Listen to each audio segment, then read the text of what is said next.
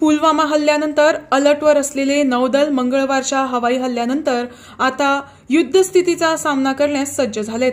पश्चिम नौदल कमांड अंतर्गत नौदलाच्या युद्धनौका व लढाऊ विमाने रेडिनस प्लॅटफॉर्मवर ठेवण्यात आलेत. कमांडच्या सूत्रानुसार अरबी समुद्रात हाय अलर्ट जारी करण्यात आल्यानं कारवार, गोवा, कोकणसह गुजरात समुद्रात असलेल्या मच्छीमारांना मागे फिरण्याचे आदेश देण्यात आलेत. मंगळवारच्या कारवाईनंतर सर्व युद्धनौकांना अरबी समुद्रात तैनात करण्यात आलंय. त्या व्यतिरिक्त प्रत्येक युद्धनौका ही समुद्रात तैनात आहे.